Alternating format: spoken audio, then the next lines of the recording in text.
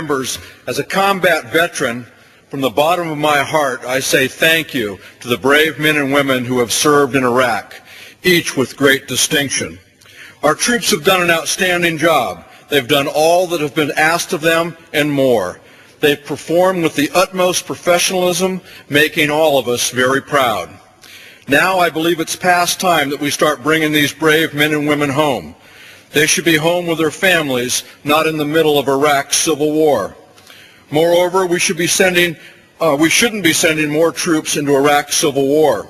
Some of our service members have been on 2, 3, and even 4 tours of duty in Iraq already. This escalation would put too much strain on our military, and not just our troops. Much of our military's equipment is damaged. It'll take years and billions of dollars to repair it and replace it. Every reserve and National Guard member has been mobilized. The escalation is in no one's best interest.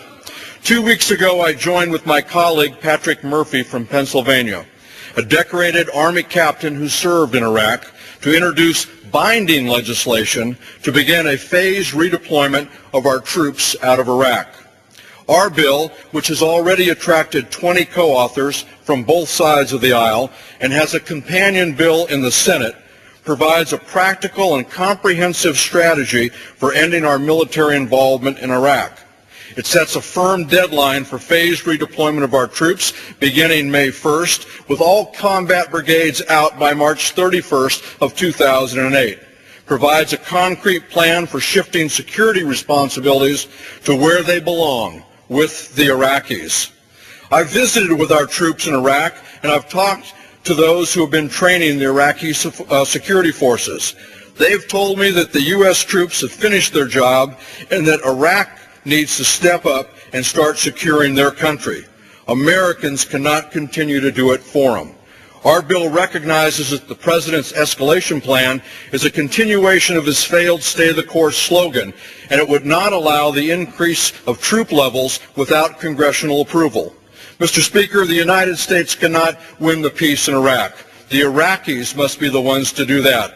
Our bill recognizes this reality and creates a surge in diplomacy, not troops, by creating a special U.S. envoy that will help build relationships between Iraq and their neighbors.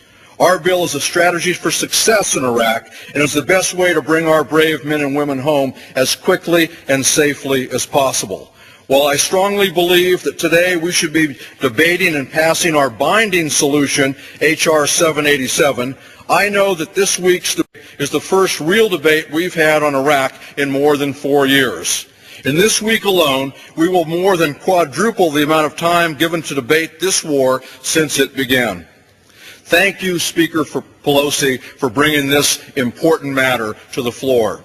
This is a critical step. This resolution is a critical step in getting our men and women out of this ugly mess, a full-blown civil war in Iraq.